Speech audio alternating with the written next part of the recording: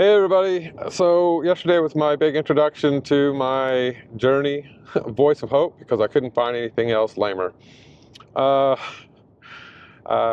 Today, Rosa, who is being my camera operator, thank you Rosa, we are on our way to Dr. Abelson in Thousand Oaks, who will be my radiology oncologist unless he just really screws this appointment up today. I'm anxious. I recently finally received the results from the biopsy. It's not like in the movies where you get this stage 3, stage 2, and none of that was on there. It didn't talk about stages at all. I have no idea what stage this is in, so I have a list of questions for Dr. Ableton, but yeah, I was hoping it would say something more than, yeah, you have cancer. Like, to what degree? So I'm frustrated today. I'm irritable today. I walked to Starbucks and wanted my 4 egg bites. And again, they were out and they blamed the fires for that, or the power being out, which is because of the fires. And so I didn't get my egg bites. So plan B is always just walk across Spring Road. Walk across the parking lot and go get myself a peanut butter and banana smoothie, which I rather enjoy because that's easy to consume. The egg bites are easy to consume, although they leave my throat sore. But I'll come back later today and add to the video what happened at the facility, what I can expect going forward, and if the doctor is going to let me go to Las Vegas to see Styx. I really want to do that. I'll suffer the sore ear and the sore throat. On Spring Road. I'll get through that. If it's not life-threatening, then let me go enjoy some time with my wife and friends in Las Vegas, because after that I don't think it's going to be enjoyable. I hope I'm wrong. I'm going to ask a lot of questions today. 1.1 miles. So turn left on Princeton Avenue. Yeah, I know the way. Thanks, hon. All right, that's it. So we'll catch you later. I failed to mention something I wanted to talk about, so this will sort of be a quick segment. I saw my dentist yesterday. It happened to be that time for me to get my teeth cleaned. And so when I got to the reception, I said, hey, I want to talk to the dentist before we start the cleaning. And I sort of explained. She goes, oh my God, sorry to hear that. And the hygienist explained to her. She got the doctor in there.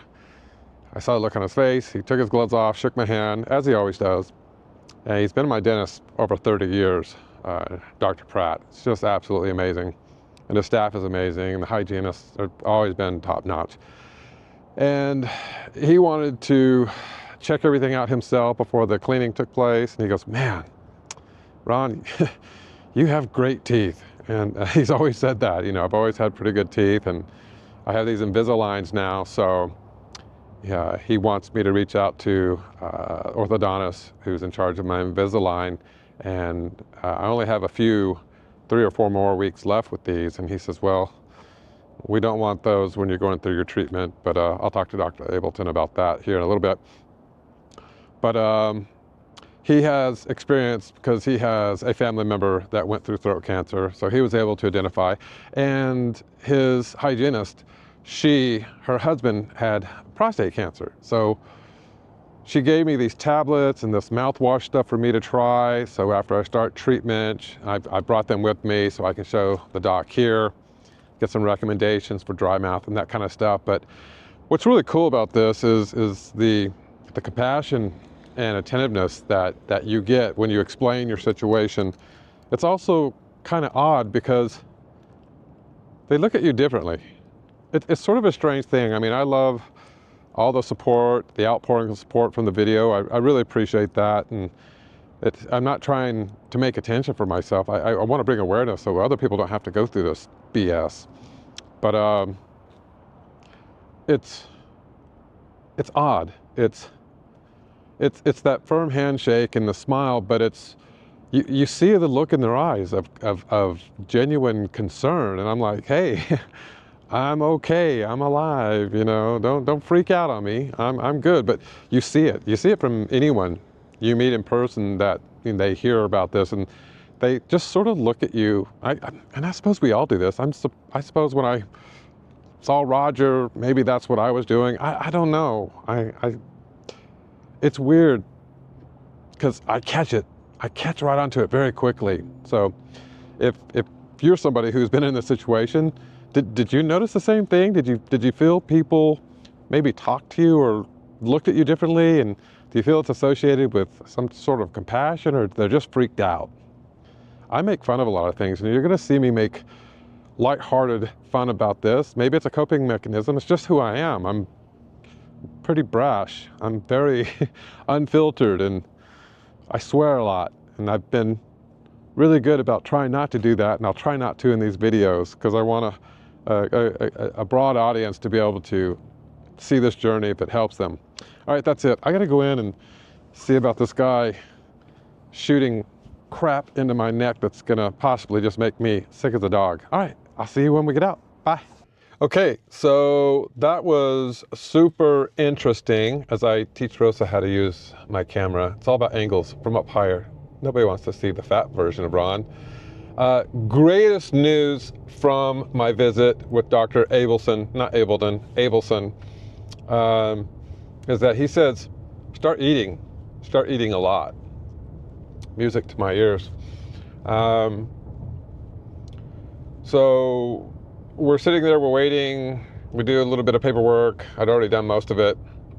And finally go in the room, and before that they get my stats, you know, weight. I was 117.5, which I thought was way off. I thought I was more like, 217.5. I thought I was 230 pounds.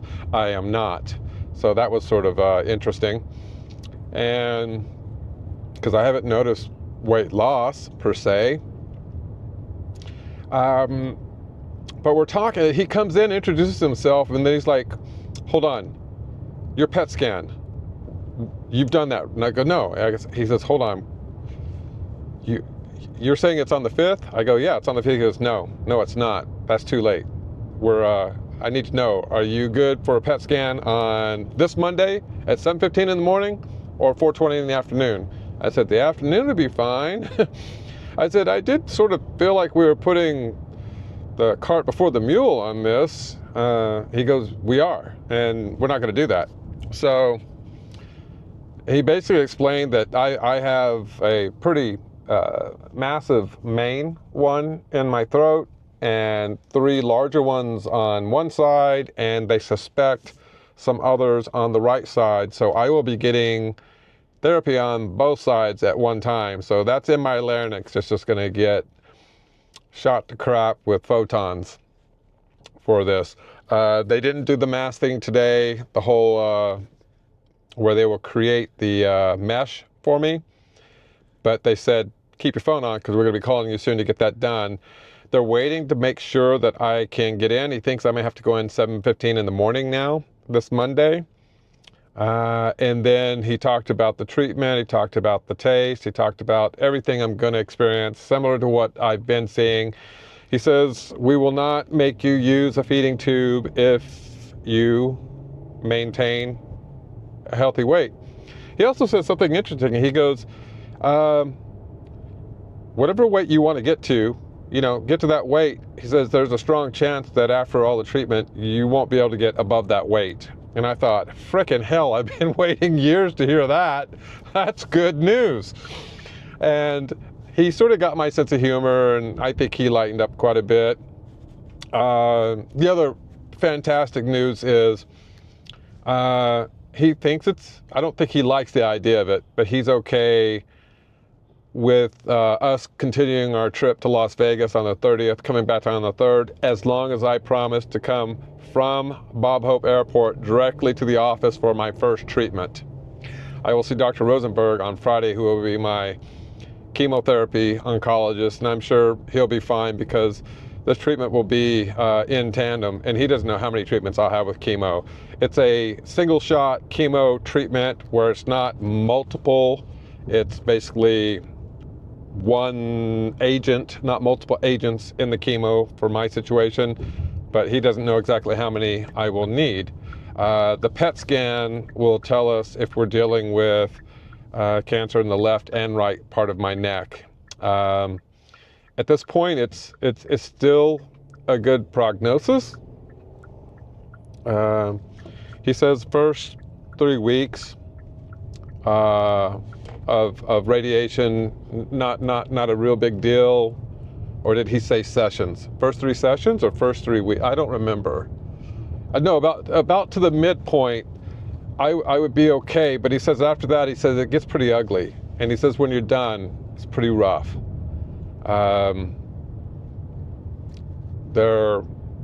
It just is. It's just, I'm gonna feel miserable. And, we were talking about, the girls, I haven't told them. And he said, yeah, you might want to tell them sooner than later before they see you just completely annihilated. I was like, yeah, I guess we'll talk to them maybe today and try to explain this. Kind of a strange thing to talk to 11 and 13-year-old about, because I don't think they're going to understand it completely, but we'll do our best. They'll be fine. But I really like the oncologist. I could go to another city that's about the same distance, but it's a straight shot flat, not having to go through the canyons, but the canyons are a beautiful drive, and he wouldn't be able to oversee me there. And when you connect with someone, that's who you see. That's who you let take care of your health. I don't care. You have to have a feeling. You got to have a good feeling about this person. They got to pass the can they deal with Ron test, and he did that pretty well. Even though he was in and out of the room really fast, trying like a Mad Hatter to confirm my PET scan. I thought somebody pushed damn code blue. He was like running around like, hey, I need confirmation on that now. So we talked a lot, and then he examined, and that was it. I said, hey man, your biggest challenge is to get me ready to take my family on our trip to the national parks. That's all I'm asking for, and that I keep my voice, because I sort of make a living by talking in some ways, and there's no guarantees on taste.